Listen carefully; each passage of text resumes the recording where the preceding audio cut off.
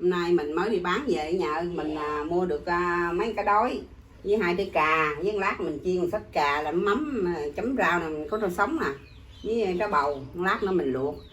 Rồi có một hũ mắm nêm nè, lát nữa mình làm mắm nêm. Lát nữa mình phơ đu đủ héo héo mình vô mình làm mắm nêm. Rồi, biết với mình nha.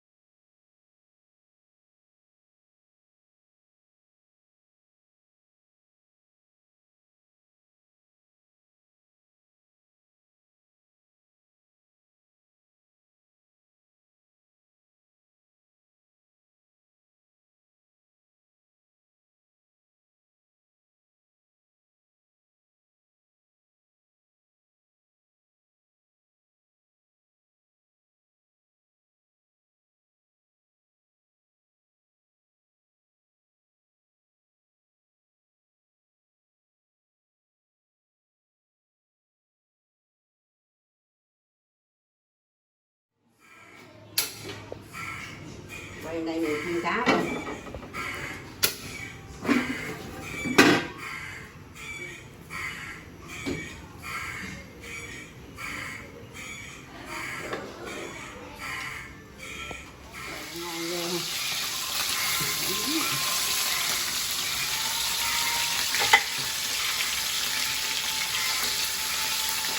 Cá một cái bé dữ à.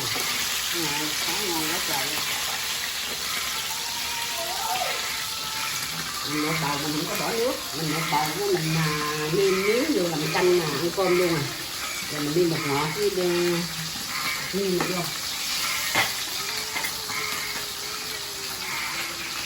Là mình ăn bột ngọt thì như thế này.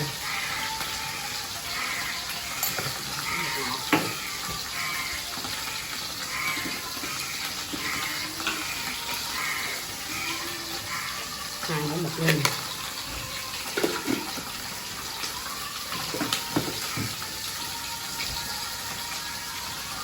Xíu muối đi. Xíu nữa nè. Xíu đường. Muỗng đường nha. Muỗng cây nhỏ à. Xíu này mình bỏ hành chưa. Nè ăn bầu luộc không có bỏ nước, luộc để lấy nước thì cái cam cơm luôn, ăn cơm luôn.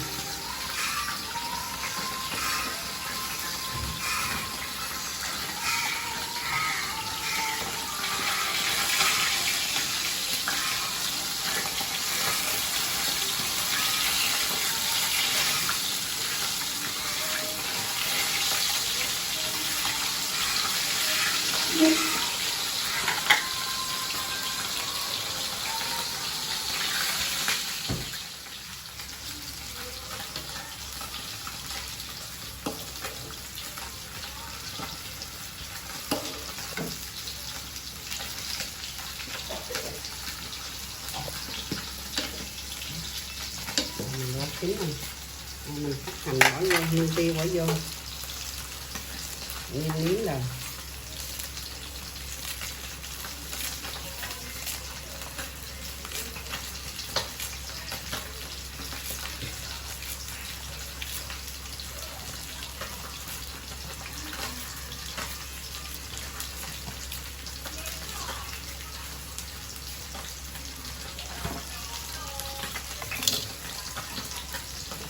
ghi tiền nữa.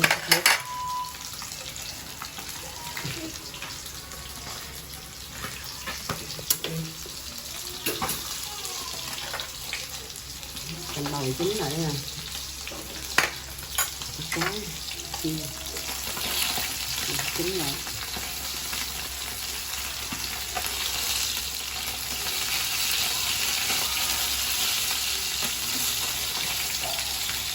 Mấy cái đó này nó mập quá trời cả nhà ơi.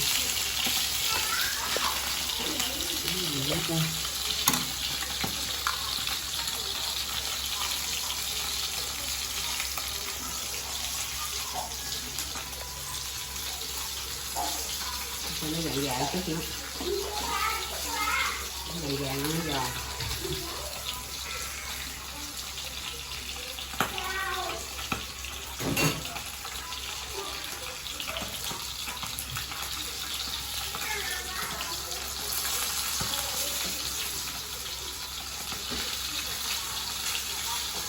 Vàng này thì gấp ra. Gấp ra.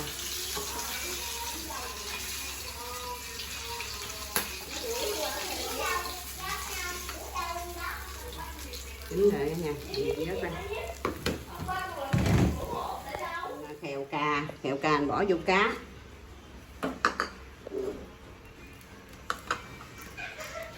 Canh chín rồi, giờ mình nhắc mình canh xuống. Mình canh xuống.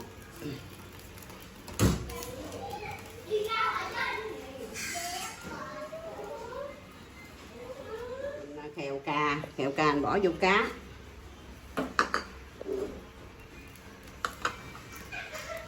Canh chín rồi, giờ mình nhắc mình canh xuống. Mình canh xuống.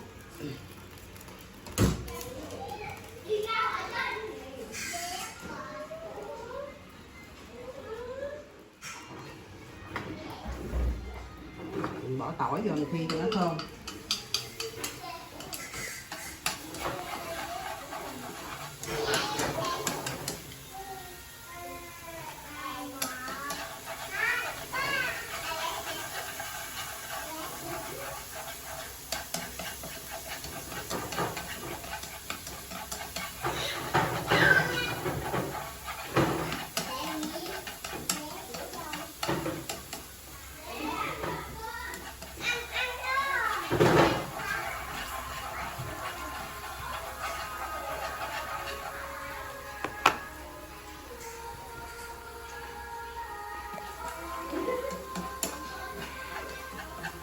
Tỏi vàng này, mình bỏ cà vô nè, mình bỏ cà vô mình xèo.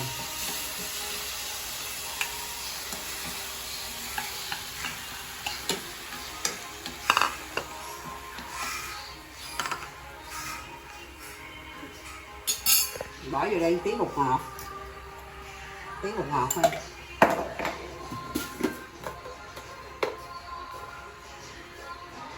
Rửa muỗng bột niêm.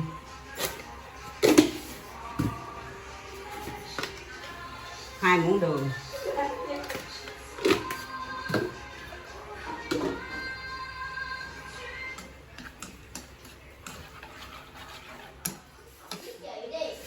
Rồi giờ mình làm mắm nêm nha cả nhà. Mình mua hũ nêm nè, giờ mình trút ra. Nêm này nó bỏ thính bỏ đồ vô rồi nhưng mà nó còn mặn dữ lắm. Nó đặc nữa.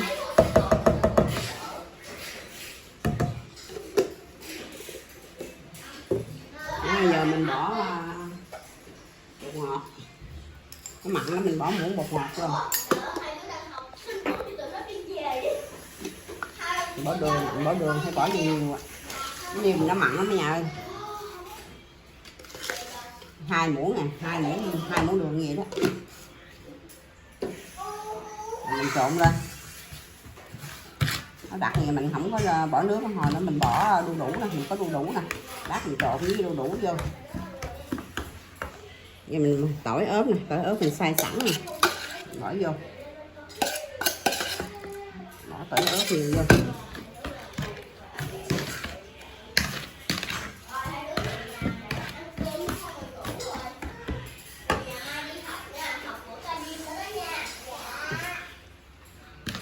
Trộn lên trộn cho nó tan được.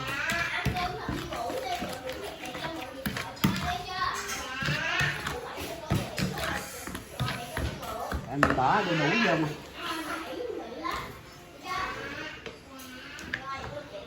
đủ mình trộn lên một lát là nó ra nước đường với lại đu đủ nữa, ra là nó có nước rồi là mình vừa ăn khỏi cần bỏ thêm nước sôi. Lẽ này là phải bỏ miếng gừng vô cho nó thơm, mà nhà tụi nó không có ăn được cả nhà ơi. Bỏ miếng gừng vô cho nó thơm mà tụi nó không có ăn được. Cái này nó làm hơn nhiều đu đủ, nó dư đu đủ à. Đu đủ mình phơi héo héo á, mình bỏ vô. Nó mình trộn lên lặng lát nó thấm đu đủ là mình ăn được rồi, khỏi cần để lâu. Một tí đồng hồ là ăn được rồi.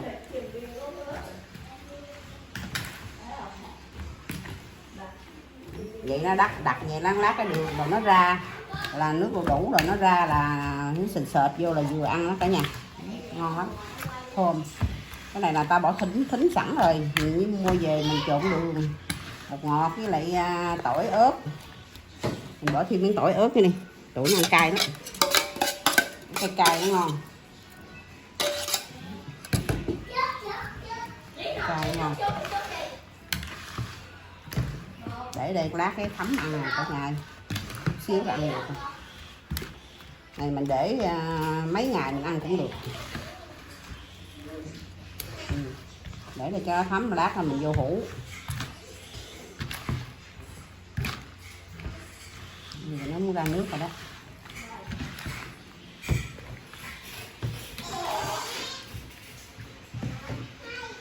Để đây.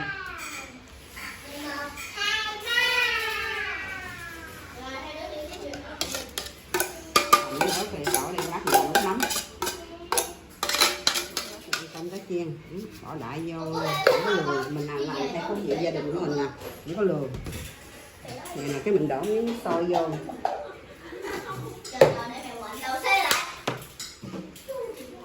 chút miếng xôi vô,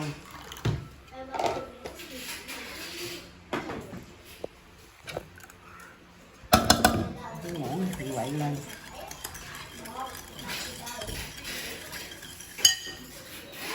Chút bột ngọt cả nhà, chút bột ngọt không cho nó dịu dịu.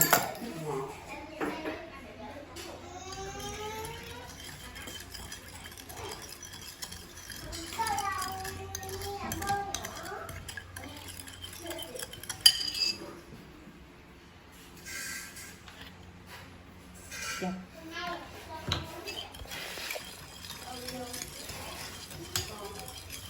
Chế nước mắm vô. Nước mắm 3 muỗng mình ăn.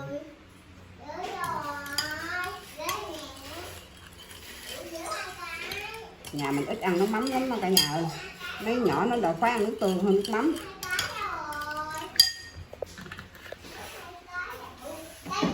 Còn như ớt mình bỏ vô.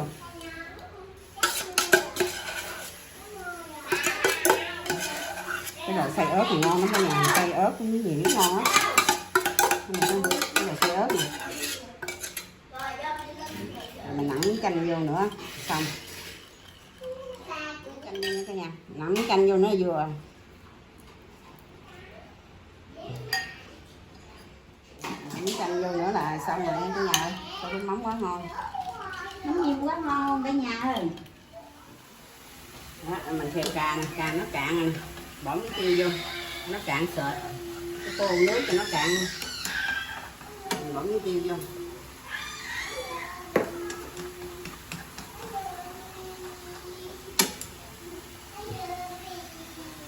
nước thơm, bỏ miếng hành lá vô,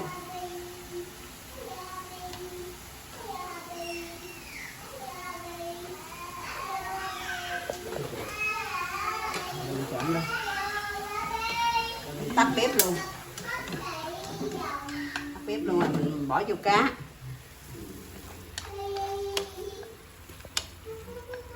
Lát cái mình chan nước mắm lên cái mình chấm rau ăn, ngon lắm cả nhà.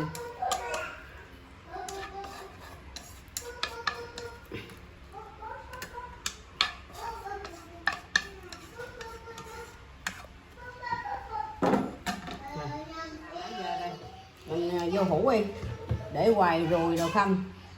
vô hũ rồi cái mình đậy kính lại rồi để dành ăn mình múc ra đó. Giờ nãy không có nước không, giờ có nước rồi này ha. Đó, giờ nó ra nước nè, thấm ngon lắm các nhà.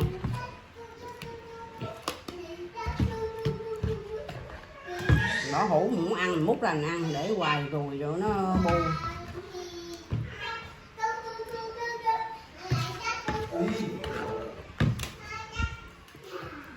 Giờ là đã ăn được rồi đó, mà nó chưa thấm mấy nhưng mà ăn được.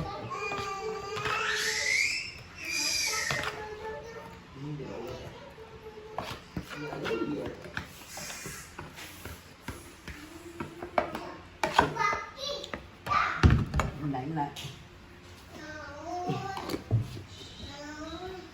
đây. Cả nhà ăn cơm nha, cả nhà ăn cơm, mời ông bà con chú ăn cơm không? Con chú ăn cơm. Rồi ăn cơm đi. Đây có bà chị nào Mau, đâu à? cô Bà trai người kia bắn cơm luôn. Cô chú nè, ăn cơm. Cơm ngon lắm. Em múc cá ra. Cá là bỏ nước mắm nha. Em xếp ra.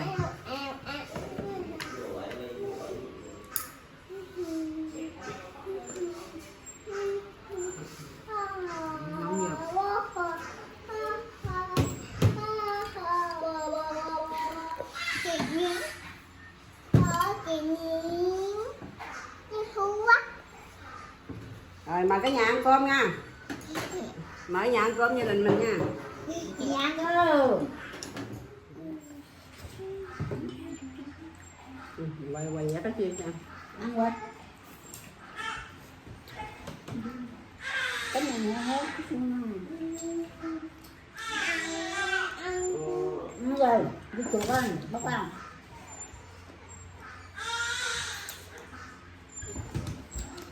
Ngon. Ngon.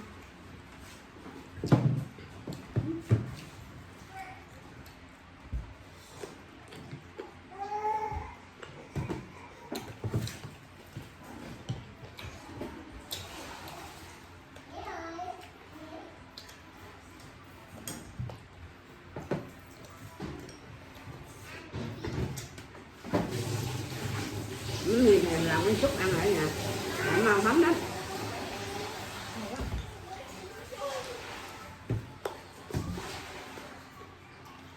Nhím mấy kìa. Nè. Cơm không? Không con. Ngồi mấy ghế ngồi. Dạ. Ghế là bằng bạc. Ghế là nhím ơi. Ghế là nè. Ghế rồi.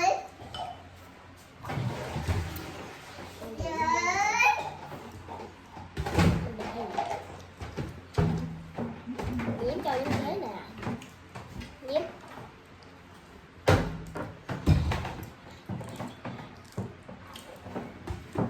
Đưa chén mình thương á.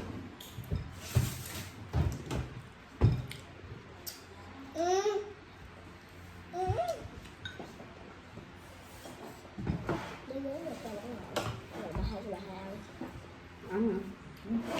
Ghế vào đây.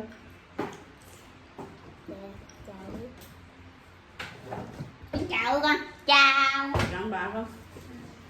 Chào con. Chào cô chú. Chào bà. Con ăn cơm. Không biết chào. Chào con. Chào bà. Chào. Chào đi bà. Chào cô chú. Chào cô chú. Con ăn gì ăn cơm.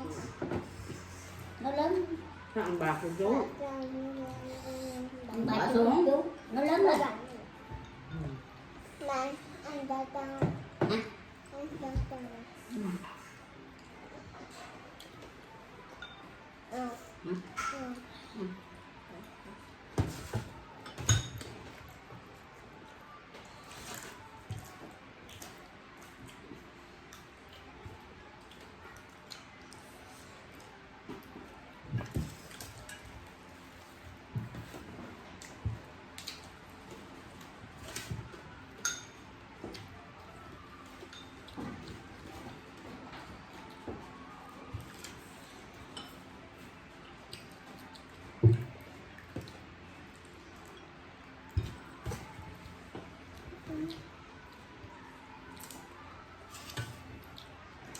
Mắm mẹ ngon. Chấm hả?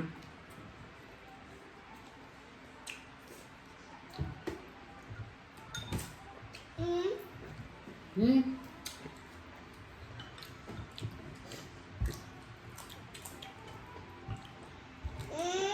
Con thấy. Còn không thấy hình bà hai luôn. Cảm ơn. Rồi giỏi học. Còn mấy giờ rồi? Mấy giờ?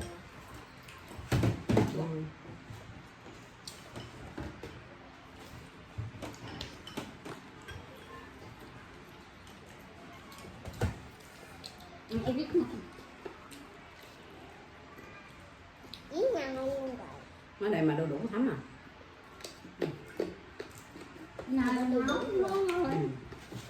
Cái này đu đủ thấm ngon rồi. Đủ bằng.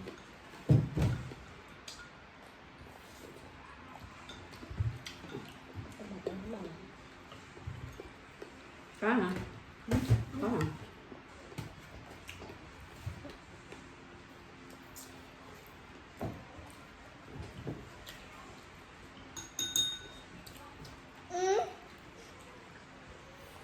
Rồi gấp cho miếng cá à? Nó chiếu quá à. Rồi gấp cá cho. Ồ. Ngon. Ăn. Con cá Nó ăn gì? muốn bự. Ăn mới bự vậy hả? Ăn Ăn nhiều chuột ngon à? nhiều quá, ăn nhiều đau bụng á. Ăn nhiều ngon à?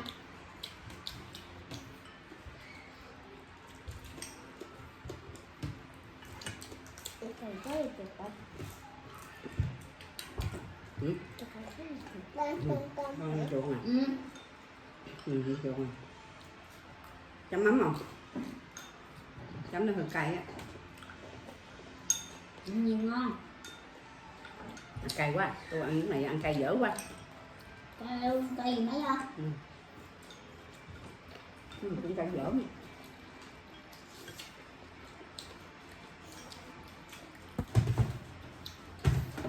Nhưng cơm này ngon quá cả nhà ơi.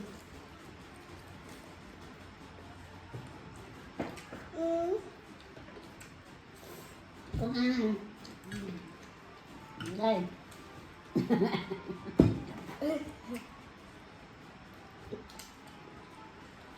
Đây.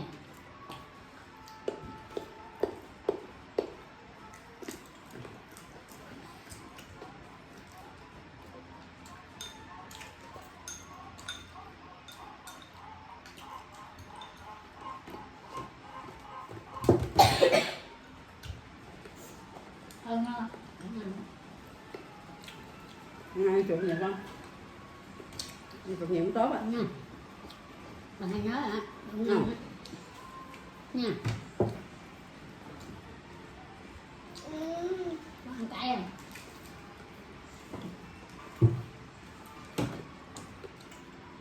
Bò luộc cũng ngon nè.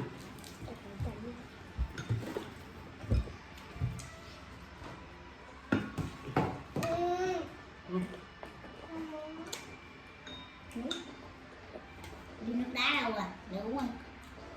Có một con. Ăn. Nước đá hả rồi? Cho đi nước đá rồi hả? Ừ. Ăn. Nó khỏi. Nào. Đưa cái cây xích đó một cục đây hả? Ăn lên nước đá. Nước nóng không được rồi. Ừ, con nào. Nóng. Nước cái đồ bên trong hả?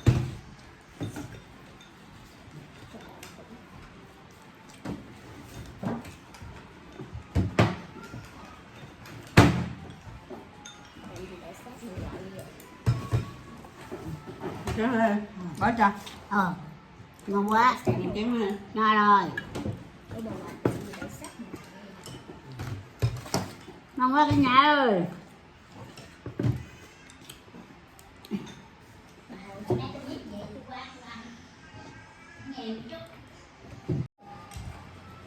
Vợ chồng mình có miếng quay để Ừ. ôi chịu ở đây.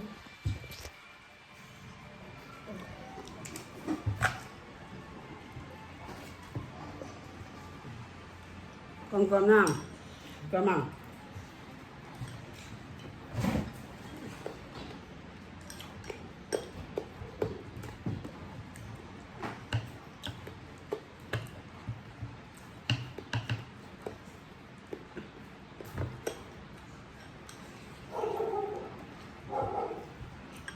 Cá chiên tất cả ngon quá nè.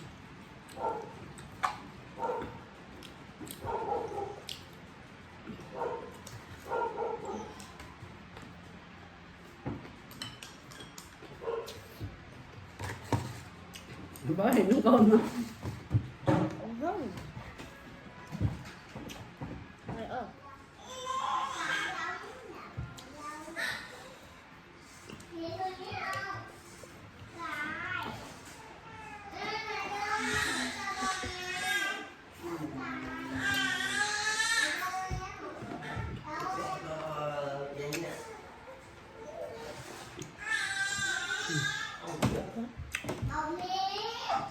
Cho ăn chiên ngon quá.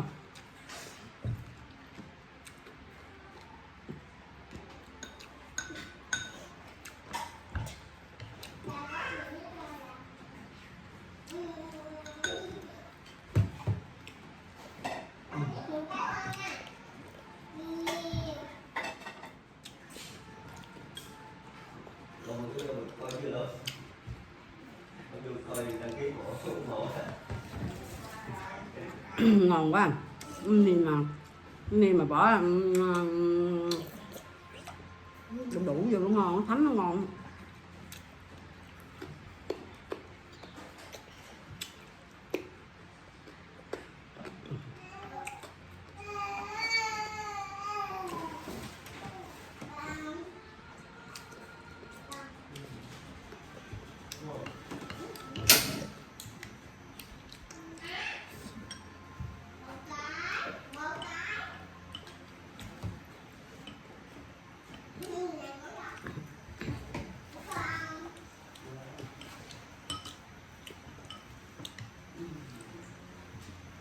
Rồi sắm chấm nước mắm cũng ngon.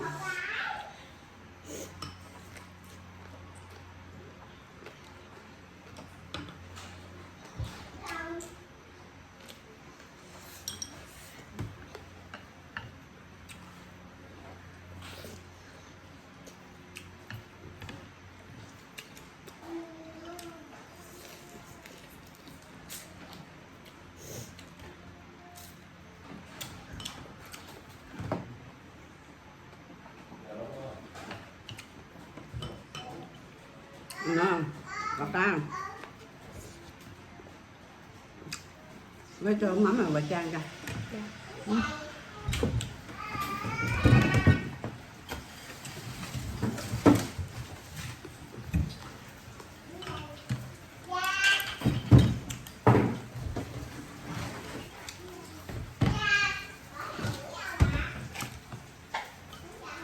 Chấm nước mắm thì ngon.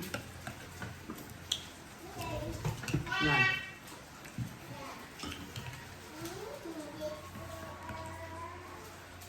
Ăn cái đuôi nha.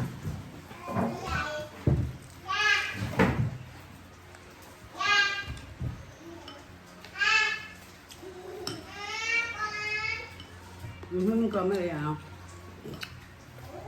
Chấm canh hút.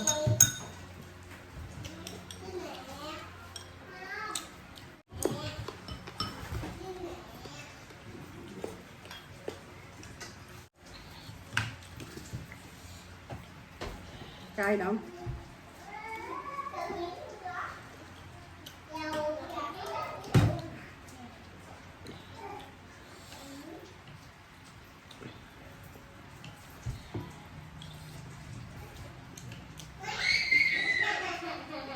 Dạ nó cay. Nó cay.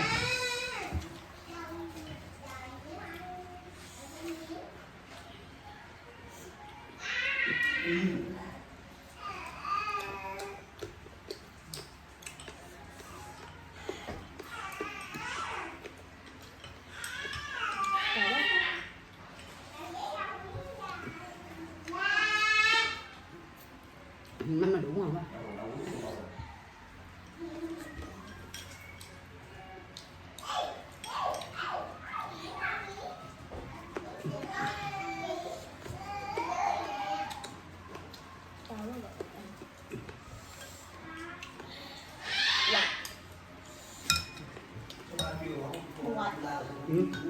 bò lỡ. Không cần vô.